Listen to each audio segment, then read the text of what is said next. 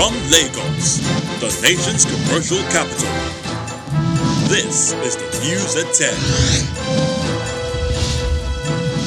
Live from Channels Television.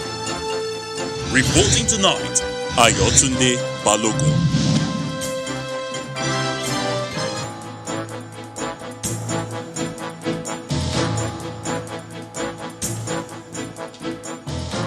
Tonight, 15 Bethel Baptist Secondary School students are released just as 12 people are killed in an attack in Zangun Kataf local government area, both in Kaduna State. Disagreements as President Buhari's orders on grazing reserves in the 25 states come under focus. Quality of tertiary education negatively affected as the menace of fake universities becomes more rampant. And Nigerians in South Africa ask for flexibility in quarantine regulations of COVID-19 back home. Plus, sports news.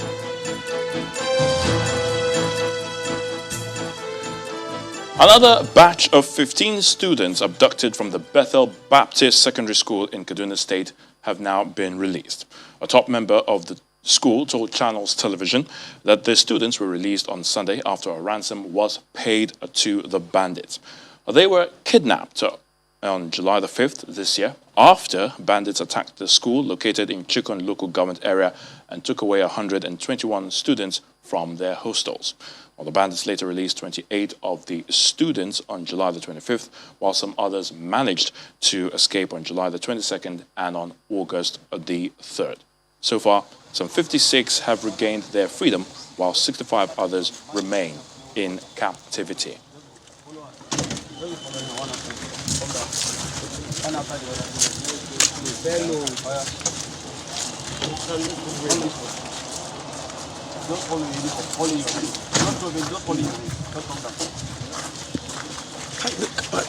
Okay, so come back now. Why are you doing this like that? Why are you behaving like this?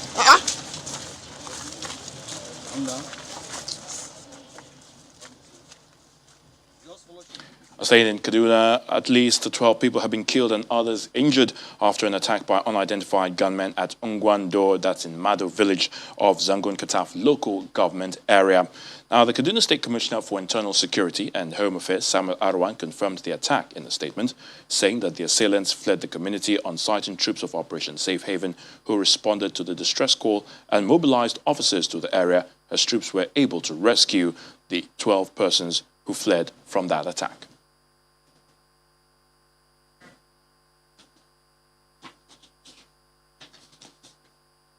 And moving on now to Plateau State, where the imposition of a 24-hour curfew on the Jos metropolis for 4 days, which was later relaxed to the dusk to dawn due to security breaches that led to the loss of lives and destruction of property, has been a major setback on the economic and social activities of citizens in Plateau State.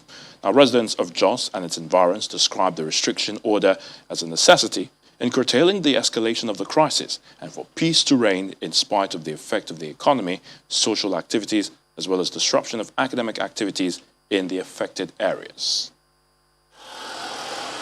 Sunday, the 15th of August 2021, witnessed the announcement of a 24-hour curfew in Jos North local government area and the imposition of a dusk-to-dawn curfew in 2 other local government areas of Jos South and Bassar local government areas, following an attack on Rukuba Road, which resulted in the killing of over 20 travelers. The state government's decision is aimed at curtailing the violence from spreading to other parts of the metropolis, in addition to preventing reprisal attacks which could have escalated the crisis. No doubt the effect is for peace to be restored through the restriction order, but its effect on the economy and social activities of the people cannot be swept under the carpet. All aspects of the economy are affected by the curfew, as the streets remain deserted, with the transportation and hospitality industries in a state of comatose. Traders of perishable goods, as well as educational institutions, are also not left out. A visit to one of the relaxation spots in Jos, where assorted roasted fish and other varieties of delicacies are sold, shows that the result of the crisis has greatly reduced the level of patronage in the area. 6 to 6, we cannot even sell because we start our market 7 above. So no market now. Since we keep the fish, nobody to attend because they used to eat fish in the evening, not in the afternoon. So it's very difficult. The little I have now, I have eaten it in the house. Although the restriction order to an extent may have curtailed the escalation of the crisis, some residents insist that achieving peace in the face of the prevailing circumstance is a necessity. When you cause a system to a standstill, what you would naturally expect is that it will affect a whole lot of things. Look at it from different perspectives. Religion, places of worship, interactions, social gatherings, and so on and so forth. Thank God it's been relaxed. Yeah, at least there's a slight relief. But for those that their businesses start around that time, to be honest with you, they can't be happy. Though the dusk to dawn curfew is still in force in the 3 local government areas of Jos North, Bassa and Jos South, residents are optimistic that with relative peace returning to these areas and with the arrest and prosecution of suspects in the affected areas, Plateau State may return to its original state as a home of peace and tourism. Now, operatives of the Nigeria Police working with the military and other security forces have arrested a 22-year-old lady suspected to be involved in a series of coordinated attacks on security formations, other critical national infrastructure, and killing of security operatives in the southeastern part of the country. The suspect, a native of Umutanza in Imo State, was arrested following investigations to break the information, drugs and arms supply chain to the outlawed indigenous people of Biafra IPOB and its armed wing, the Eastern Security Network, ESN. The police investigations revealed that the suspect, Gloria Okole, is a member of IPOB and ESN in Imo State, who worked closely with one Benjamin Emojiri, one of the ESN commanders earlier declared wanted by the police for his lead roles in planning, coordinating and executing the attack on the Imo State Police Command Headquarters and Imo State Headquarters of the Nigerian Correctional Service. Her arrest and the revelations from her confession assisted the police in the arrest of Emojiri, a major breakthrough in the quest to restoring law and order in the Southeast region.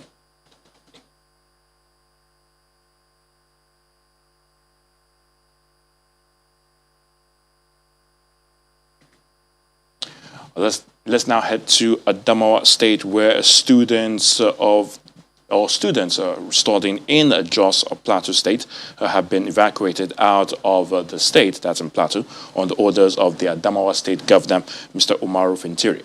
Now, the governor, who vowed to ensure the safety of all Adamawa indigents, both at home and in diaspora, says the evacuation of students of Adamawa State studying at the University of Jos in Plateau is aimed at addressing the concerns of parents. According to the state governor, since the recent security crisis in Jos, his administration has been restless and has been working assiduously to see to the safe return of indigents studying in Jos, Plateau State. Worried by the security challenges in some parts of Plateau State, Governor Umaru Fintiri of Adamawa State swings into action by ordering immediate evacuation of students of Adamawa State extraction studying at the famous University of Jos, Plateau State. 150 Adamawa State students were transported by road in 11 buses with the full complement of security operatives arrive at the city gate of Yola at about 7 p.m. and were received by the Adamawa State Commissioner for Youth and Sports before proceeding to the State Secretariat. As they disembarked from the vehicles that conveyed them, the students were full of joy and excitement for returning home safely. They chant solidarity songs.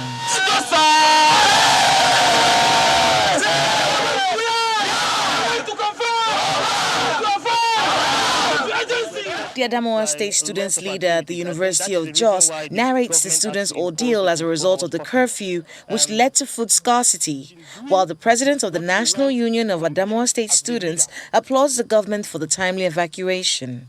Like 5 students died, not from Adamawa, and that was the reason why the curfew had to be imposed. And there are a lot of students who got missing because the situation got them not in their houses, not in their hostels.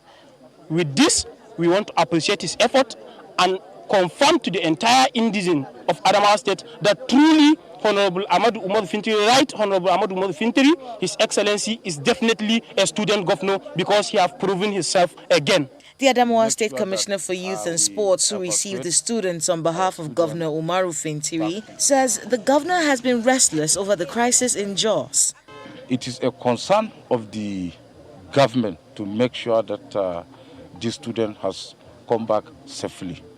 And I want to add that it is our responsibility to make sure that everybody in this state and our people there in Jos are protected. The intervention by the state government has been applauded by the people of the state as they prayed for normalcy to return to the city of Jos and its environs. The Kebbi state government is providing logistic support to the military with the fabrication of armored personnel carriers for combat operations against insurgency and banditry. The vehicles were produced locally through the deputy governor of the state, Samaila Dabai, who is a retired colonel. Painted in army colors, the vehicles have been reinforced with hardened steel and suitable for battle with provisions for a driver, a gunner, and space for extra troops. Now, the Toyota Land Cruiser Buffalo vehicles were remodeled into armored personnel carriers with gun turrets through the engineering ingenuity.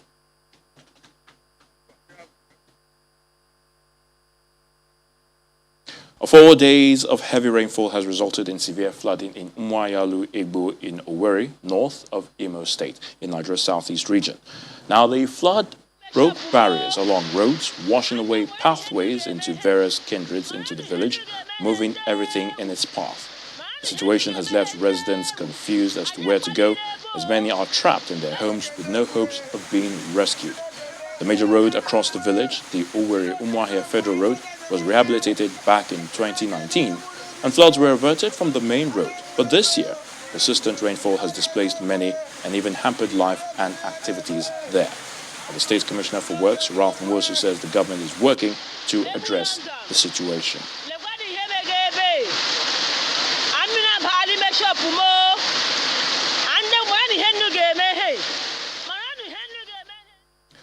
The second plenary of the Catholic Bishops' Conference of Nigeria begins today with an opening mass in Enugu State with a focus on prayers for solutions to the numerous challenges facing the nation. During a sermon, the Bishop of Enugu Catholic Diocese, Ms. Reverend Callistus Onaga, encourages Nigerians to shun bad leadership and pick up good examples which will enable the country to develop even faster. He also encouraged Christians to hold fast to God and trust in Him to turn things around for the better.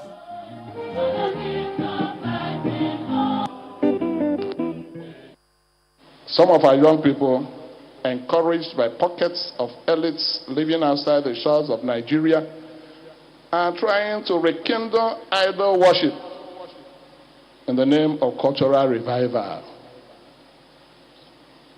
Then, politically, the current wave of agitations all over the country is very, very worrisome. This informed of the picking of the title of this family, Will You Also Go Away? I think that the Bishops' Conference holding in our diocese and this part of Nigeria now is very significant and apt. We are at a very dangerous stage and a very important stage in many axes of our society, and it is hoped that this conference will throw positive light on the way forward.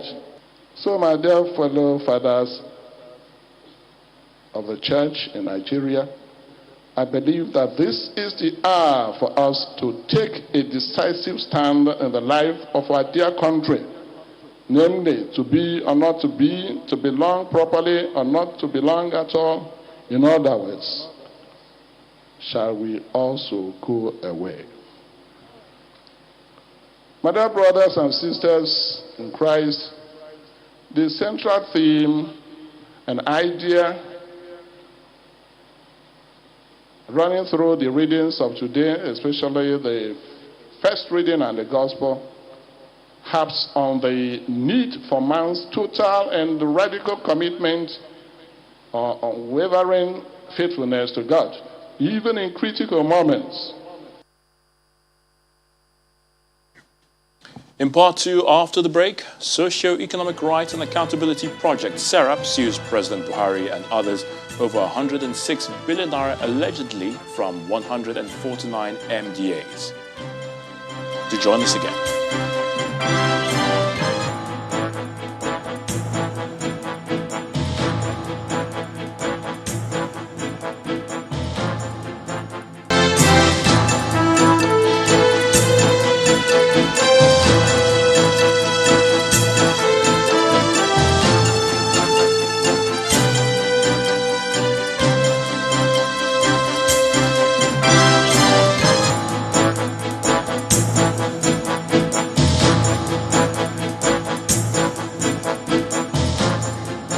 Welcome back. Just joined us. You're watching the News at 10 live from Channels Television. Here's a reminder of our top stories.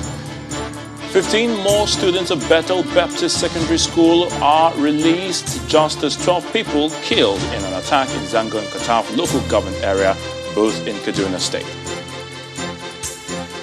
Disagreements as President Buhari on grazing reserves in 25 states comes under focus. Quality of tertiary education negatively affected as the menace of fake universities becomes more rampant. And Nigerians in South Africa ask for flexibility in quarantine regulations of COVID-19 back home.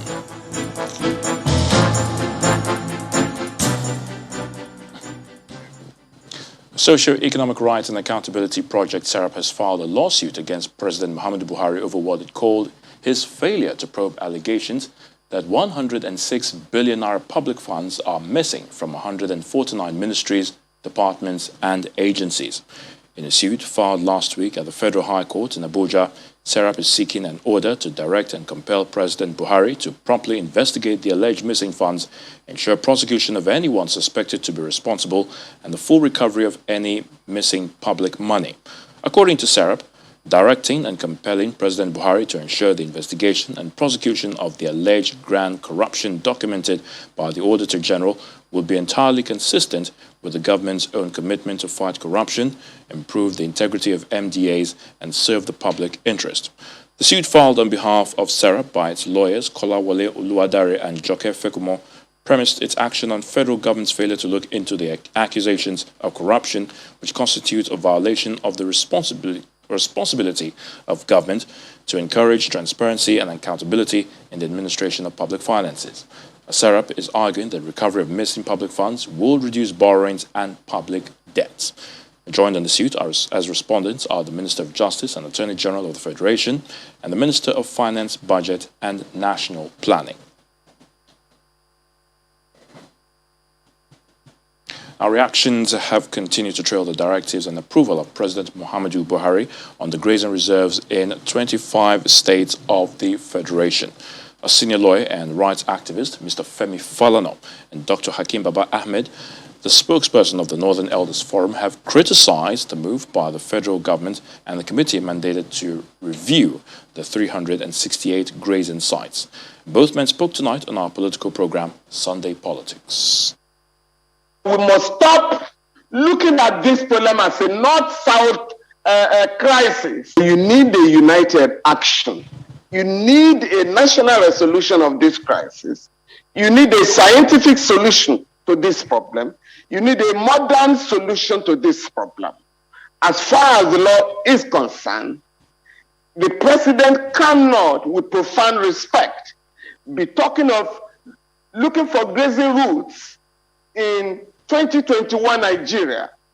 The Northern Governors Forum, the Southern Governors Forum, even Miyetti Allah and all other relevant stakeholders have come to the conclusion that open grazing is obsolete. We are in support of ranching, we are in support of domesticating cattle, we are in support of modern ways in which both the cattle and the Fulani man can can rest from this very worrisome, very tiring, very unproductive way in which it can be done. What we are insisting on is that this haste to sign laws that ban open grazing is both counterproductive. It is very damaging to the spirit of coexistence, and it begs the question. Now, there's a point at which the laws that have been signed to ban open grazing coincide with this idea of rediscovering roots and grazing reserves. We now take you back to our lead story, where another batch of 15 students abducted from the Bethel Baptist Secondary School in Kaduna State have already been released. Now, a top member of the school told Channels Television that the students were released on Sunday after a ransom was paid to the bandits. Even as school proprietors hope that all the students still in captivity will be released soon and reunited with their families. We are grateful to go. A few others wandered away from where they were, and we started expecting 121 to return to us. And then later on, the number became less than that, so about 78. And now by having 15 back, we still are expecting 63 back, and today we rejoice. Our prayer is that our joy will be full and that the other children will also be released to us very soon. Well, that was Reverend Israel Akonji, President of the Nigeria Baptist Convention, on the situation there concerning the released students of the Bethel Baptist Secondary School in Kaduna. Let's moving on now. Nigeria's passage and assent to the Petroleum Industry Act is a milestone to be cautiously optimistic about. Well, that's the view of economist and chief executive officer of Global Analytics Consulting Limited, Mr. Tokbe Fashua. He told Channels Television's Ladi Akeredoluwale on our current affairs program, Newsnight, that the administration of President Muhammadu Buhari deserves commendation for this, but warns that in the days ahead, implementation and consistencies to its provisions would be critical to its success. In the 60s, the industry was pretty nascent in Nigeria. We were just happy that we were getting something from these guys, the international oil companies, who dug out the crude oil from the ground. We were just basically feeling lucky to get anything from them. However, in time, the new laws that also came with the more sophistication of the industry. And we felt that we needed to get more. Now, if you're talking about since 2007 till date, that's 14 years and just getting a law in place. Therefore, I think there's some commendation needs to go to the president and also to the current administration for even trying to get something out at all. I also will tell you that in 07-08, when the thing actually was very hot, some of the IOCs actually swore that the PIB will never see the light of day. However, I mean, we've got something in place now. The issue can now be, is it perfect? Yeah, you're never going to have a perfect deal. Is it everything we want? You probably never would have everything you want. If you put everybody in a room and say, okay, let's decide how to make this bill and all the content that should be in it, probably there will never be a consensus. There will never be a consensus except you drive that consensus and except you draw the line at some point and say, okay, enough of the discussion, let's get ahead because we have a job to do. And so, whereas the bill is not perfect, but I think it's good that we have put something in place. For the full interview with Mr. Fashua, do watch Newsnight. That's tomorrow, Monday, August the 23rd at 9 p.m. right here on Channels Television. The leadership of the National Association of Resident Doctors has refused assent to the new Memorandum of Understanding, MOU, brokered by the Nigerian Medical Association, NMA, to end a 3-week-old strike that has crippled medical services in government hospitals across the country. A president of the Resident Doctors Association declined his assent owing to an undisclosed clause in the new agreement, which he says the leadership need to consult with members before appending his signature. Addressing journalists after the over 6 hours closed-door meeting, The Minister of Labour and Employment says all other unions in the negotiation, including the Nigeria Medical Association and the Medical and Dental Consultants of Nigeria, agreed on the issues raised and signed the new agreement. Meanwhile, the minister also clarifies that the meeting did not discuss the issues of no work, no pay, but that parties at the meeting agreed to an out-of-court settlement. Before now, the federal government had taken the striking doctors to court last week as it asked the National Industrial Court to mandate the doctors to return to work, but the case was adjourned till September the 15th. All the people here are stakeholders in the health industry. I'm health workers on this side, and these are government side that have to do with the issues raised. And we have tackled the issue satisfactorily. The government side have put their pen on paper to the MOU, and also the NNA and the associations comprising of Medical and Dental Council of Nigeria, Medical and Dental Consultants of Nigeria, NARD, resident doctors, and the doctors in academics, Sabam. NARD pleaded with us to consult their members on an item which they want us to include in the conditions of the memorandum of understanding. The meeting did not discuss the issue of no work, no pay. We cannot. It's one of the things in the industrial court. It's one of the matters for resolution in the industrial court.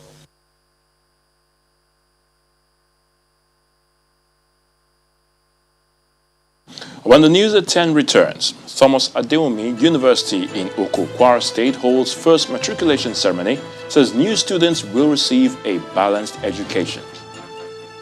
Please stay with us.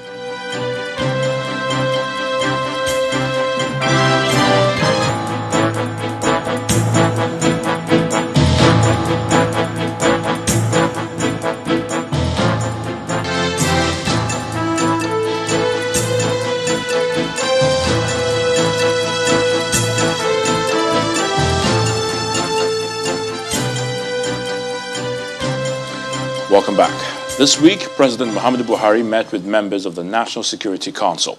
While speaking to the press, the National Security Advisor, Babagana Mongono, said that the president does not want to leave office without succeeding. How and will success be achieved before the end of the president's term in office? Babajide Ogusawo, data and information consultant, is here to analyze the current state of security. It's great to have you on the news at 10, Babajide. Good evening, Ayatunde. All right, so are the national security meetings producing results? Let's start by that, because this week some kidnapped victims were released and rescued, and other places, had cases of violent attacks and revenge attacks. What do you see here? I see a lot of things. I see good news, I see bad news. First, I'll talk about the bad news, especially regarding the president's objective of wanting to leave office not as a failure. The bad news is constitutionally, the president only has 21 months, Ayatunde. He has spent... Say that again. 21 months. 21 months left. Constitutionally, he has spent 78% of his time, so he's running out of time. That is the bad news. I'd like us to take a look at the good side of things, the good news, especially what has happened in the last 3 months. And if we take a look at visually the good news, there are 3 things the good news tells us. The first is, if we take a look at that, we see that in the last 3 months, we've seen the highest number of terrorists surrendering. That is the first thing that has happened in the last 3 months. Never in our recent history have we seen the sort of rate at which we now see terrorists surrendering. The second is, we've also seen in the last 3 months, the highest number of terrorists being captured. That's the second big news that is coming from the new military chiefs. The third and final big news is that we've seen the highest number of terrorists being killed. So if we study what has happened in the last 3 months. We see, yes, the bad news, the president is running out of time, and we see the good news that we're seeing terrorists being captured, we are seeing terrorists surrendering, and we're also seeing terrorists being killed at a rate that has never happened in our recent history. So are Nigeria's national security goals clear at this point, from what you've just said? Again, that is a big question. What is clear, however, is the metrics that we should use to determine if we're achieving success or if we're not achieving success, and what sort of metrics will the president be able to use to be able to determine if his leaving office is success or not. And there's one particular metric that we can really take a look at. A lot of people always just focus on the number of attacks. The number of attacks is one metric, but there's even a better way to be able to determine if we're achieving success or progress. And if we take a look at some of those metrics, that is looking at not just the number of attacks, looking at the number of successful attacks. Because number of attacks just tells us what is happening. Number of successful attacks lets us know that some attacks are happening but are failing. Look at what happened in 2009. 95% of terrorist attacks in 2009 were recorded by the Global Terrorism Database as successful. So we had 42 attacks, 40 out of those attacks were successful, showing a success rate for the terrorists of 95%. But what we've seen is when the president came in 2015, if you look at what had happened in 2015, number of successful attacks had gone down a bit to 91%.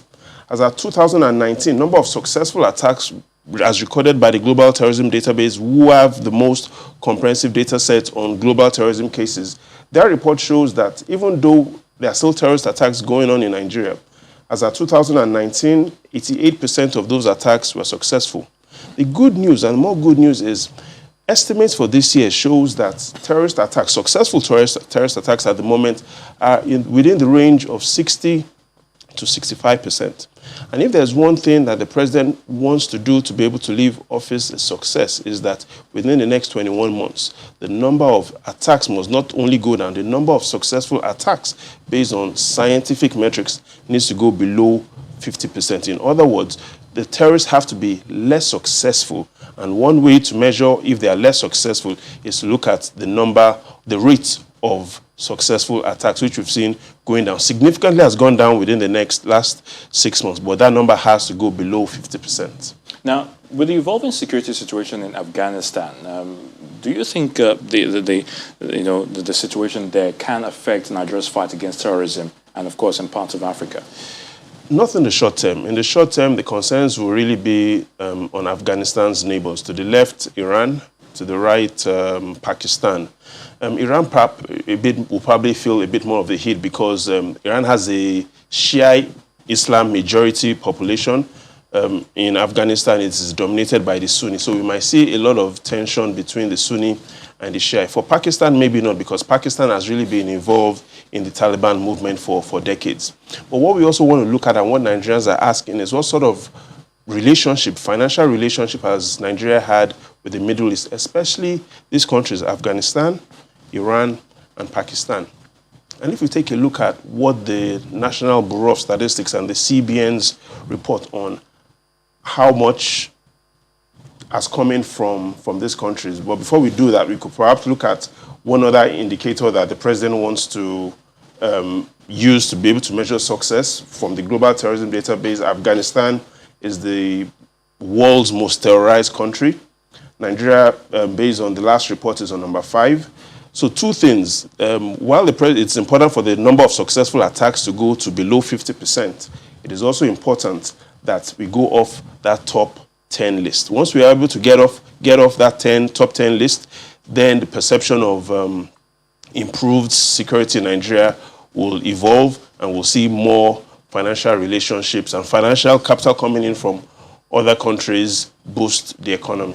With data, and of course our consultant here on information. Thank you so much for your thoughts again. And in the final analysis, let's not forget what the wise man said. Little by little becomes a lot. And yes, we are seeing little by little progress from these new military chiefs, and we hope that in the days ahead, little by little will become a lot. Well, definitely we'll be watching that as it pans out. The first matriculation ceremony of the Thomas Adeomi University in Oko in Kwara State has been held with the resolve to make it one of the shining and best universities in the country, with emphasis on entrepreneurship. Now, the father of the institution, Johnson Adeomi, laments how most graduates in the country are unemployable and assured students of the readiness of the university to correct the situation. This is Oko community in Kwara State. Located in this serene setting is the newly established Thomas Adeomi University.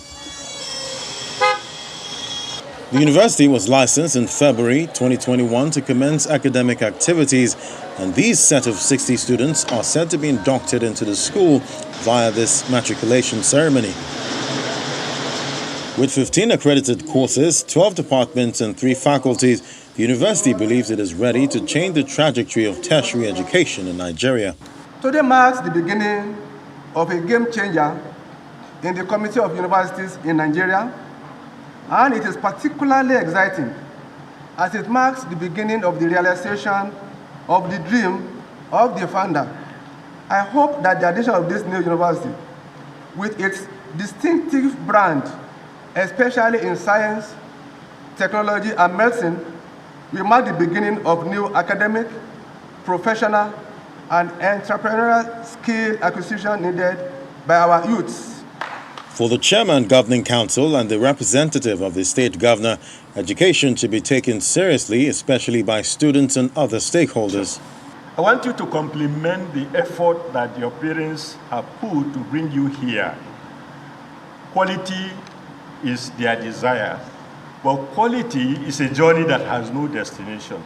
What you can do to compliment your parents is to improve on quality that has brought you here, a journey that has no destination. On our part as a government, we shall be ready to collaborate and partner with you on all fronts to ensure that the vision and mission of this institution is achieved.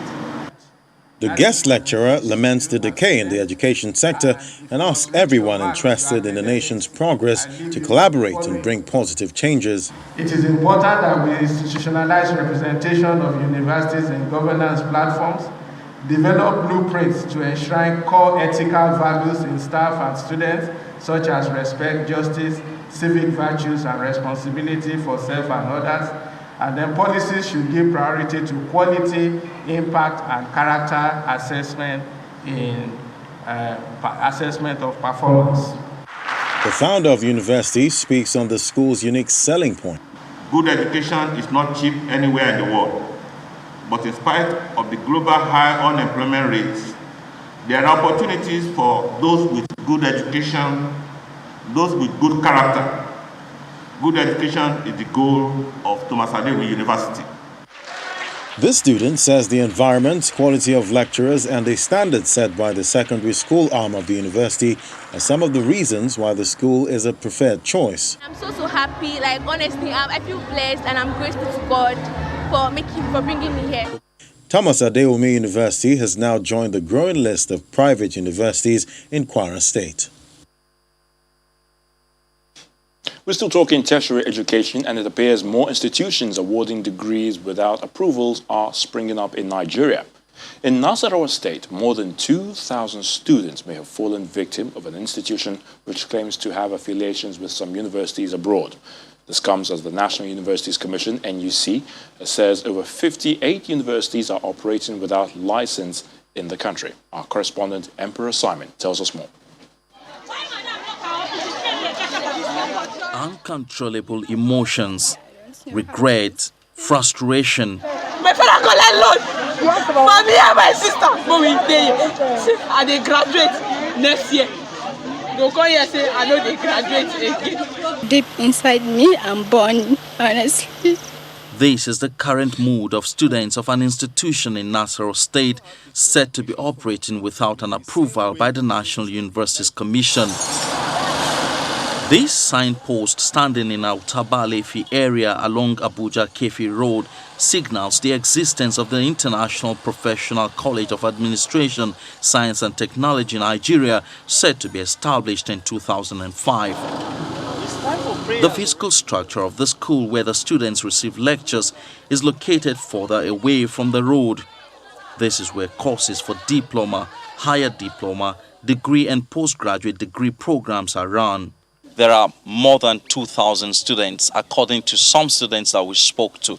They also told us that they run almost all the courses, including medical courses like nursing, science, laboratory, technology. They told us that we spend a year in this school, then our final year exam will be at Cotonou, that is St. Felicite University.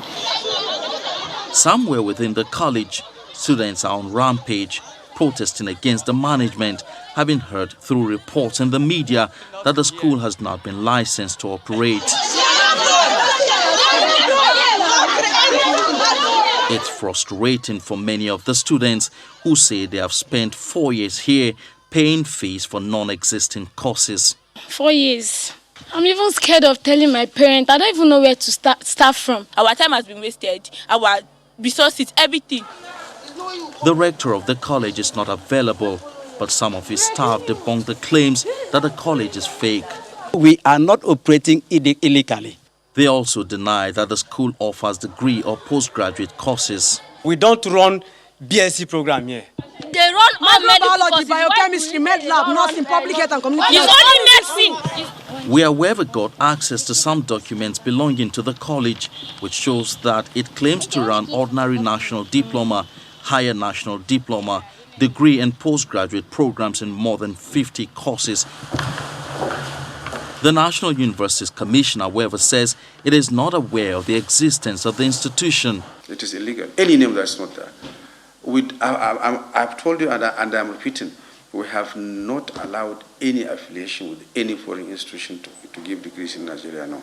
In May 2018, the Commission published a list of 58 universities it tagged fake in the country, a list it has consistently been publishing in its bulletins. They keep shifting bases, keep shifting location. There was a time when in this Abuja, they were doing it in some primary or secondary schools over the weekend. That we stopped. In our curiosity to locate more unlicensed degree awarding institutions, we stumbled on this banner on the wall of a building in Dutse area, Abuja. They have enrolled many students already. The process, you have to open an email and you have to open and do some payments. In the face of desperation by many Nigerians to acquire university degrees, the tendency for people with criminal minds to exploit such desperation has become high, leaving many like these ones victims. One way, however, to be sure that one does not fall victim of unlicensed universities or degree awarding institutions, according to NUC, is to get the list of universities or affiliate institutions that have been accredited by the Commission to run degrees and postgraduate degrees.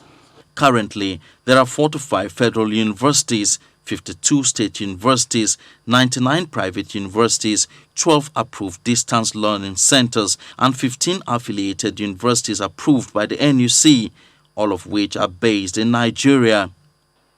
Emperor Simon, Channels Television News. It's nearly 2 months since Nigeria added South Africa on its COVID-19 red list owing to the emergence of the Delta variant that fueled the third wave in that country. Now, some travelers were caught unawares and some have accepted to go by the guidelines of a 14-day quarantine period in a government-approved hotel once they land in Nigeria. But many of those who have made the journey from South Africa to Nigeria say they have bad experiences from a lack of adequate information to dirty quarantine settings, as well as problems with accessing their refunds once out of quarantine. Channels Television spoke to some of them. South Africa has been added to this. It's been 2 months since Nigeria added South Africa to the COVID red list. From business to leisure travelers, it's been a nightmare, they say. The red list announcement came with the cancellation of the only direct flight service between both countries, Air Peace, till further notice. For those who could afford alternatives, they say they were slammed with a shocking 505,000 naira entry permit fee, which covers stay for 14 days in a government-approved hotel, as well as 2 PCR tests. Obviously, you are forced to do that because you will not get a travel certificate. if you don't pay that amount of money. And the trip was fine. I mean, I went to South Africa with a different airline that was banned or that had suspended it. So I had to buy another ticket coming back. When we did get to do our COVID test, we were bunched up with people in a corridor where we were very closely packed. Nobody observed social distancing whatsoever. They didn't even have masks. Dr. Ayokunle Akombi, a specialist family physician based in South Africa, arrived in Nigeria with his wife, Dr. Remi Akombi. His own experience made headlines on several platforms. They aborted their visit by returning to South Africa the very next day after arrival. My passport was taken away from me and made to wait indefinitely, with many numbers of travelers as well. And I told them, look, I'm unaware until I wanted to board. I'm not here for the entire 7-day period you want me to quarantine. And I kept on telling them, if that is the situation and I have to go to quarantine, I would rather just go back with the airplane that brought me. And all of those were on deaf ears. Nigeria's High Commissioner to South Africa, Ambassador Mohammed Manta, says the major consideration for government is health safety. It is the duty of every government to safeguard lives and property. If you've been following, you will know that it is not only in Nigeria that we have these protocols in place, but they are under periodic review, I assure you. From those who cannot afford to travel to Nigeria at this time for financial constraints, to those who have put plans on hold for fear of contracting what they haven't left their bases with, based on the reported experiences of those who have made the journey, the collective hope is that the situation will change for the better soon, or the current situation will be handled much better. From Johannesburg, South Africa, Betty Dibia, Channels Television News. The Pentagon says commercial planes from the United States will be used to help with evacuations from Afghanistan. A spokesperson for the Department of Defense says 18 aircraft from companies including United, American Airlines and Delta would not fly into Kabul directly, but will transport people who have already been taken out of Afghanistan and are traveling on to third countries. Now, the White House believes that several thousands of U.S. citizens are still in Afghanistan.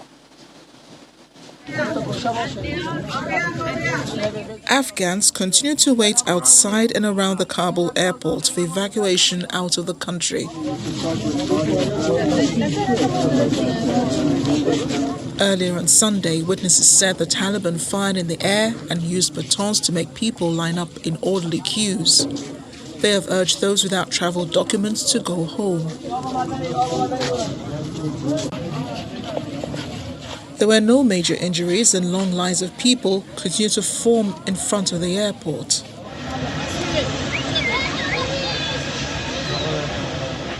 The growing number of those waiting to be evacuated has not deterred countries assisting with evacuation efforts.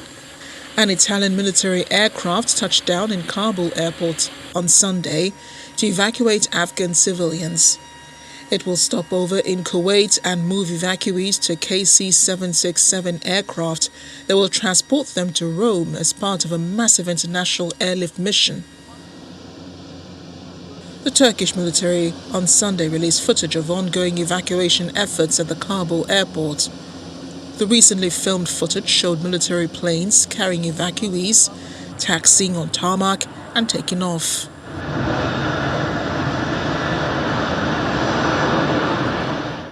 Afghan migrants who make the weeks-long journey through Iran on foot to the Turkish border face 4-meter-deep ditches, 3-meter walls mounted with barbed wire, and a military patrol aiming to prevent those who attempt to cross. Turkey, which already hosts more than 4.5 million refugees, began enforcing the security measures along its border in recent months as the Taliban began advancing in Afghanistan and finally took over the capital last week, raising concerns of a new migrant wave. More than 18,000 people have been flown out since the Taliban militants took over Kabul.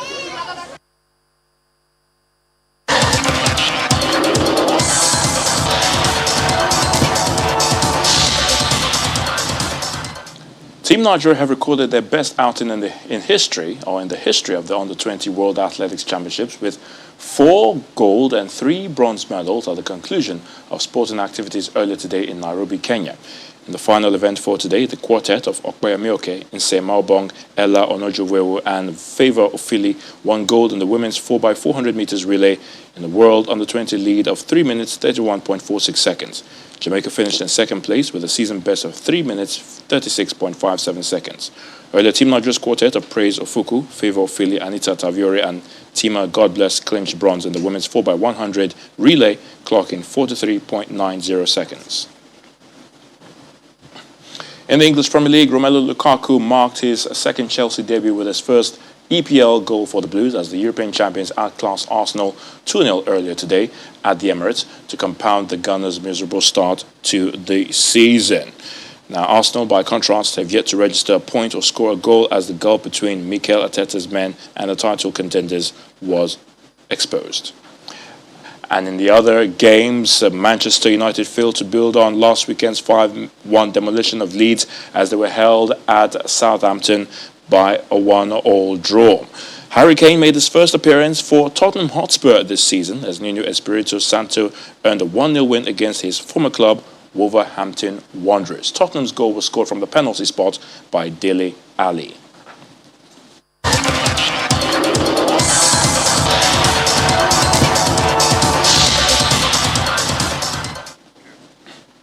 Nigeria's former president, Chief Olusegun Obasanjo, has impelled the newly crowned Olu of Warri Ogiame Atuwashe III to unite the entire Ishakiri nation and begin the process of healing the kingdom.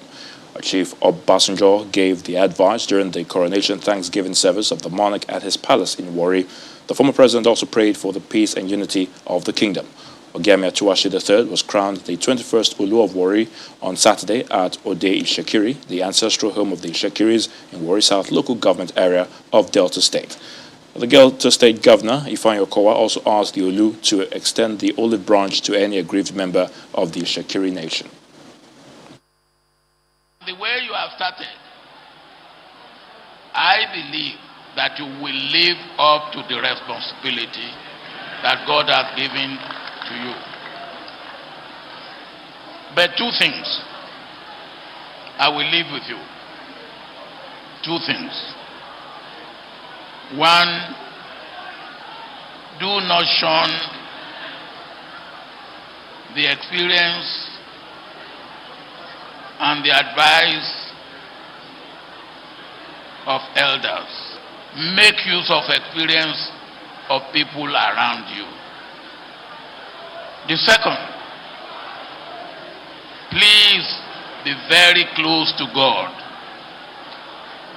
Whatever situation you may find yourself, please be close to God, and God will make way for you, even when and where people may think there is no way. It's a time for healing. It's a time, Your Majesty, to ensure that the entirety of the kingdom comes together. Whether people are stubborn or not, we must still extend the olive branch to them. And I know that it will be well with the Shekiri nation in your time. You have a lot of work to do, not only in the Shekiri nation, but across our nation, Nigeria. The nation building that they spoke about this morning, we all have a role to play. But as the Olu of Warri, you have a lot of role to play. And therefore, we cannot afford any distractions at home. So that the larger role in the nation will be provided enough time to have your presence in that nation building.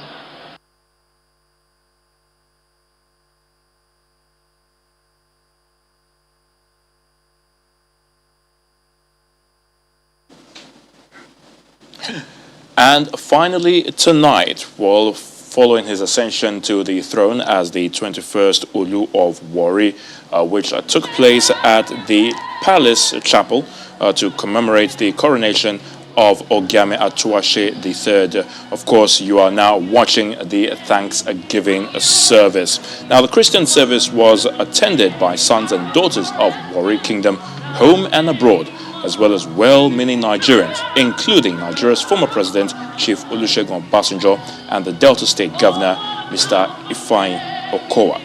A full broadcast of the Thanksgiving service will come on immediately after the news at 10. And the main news again.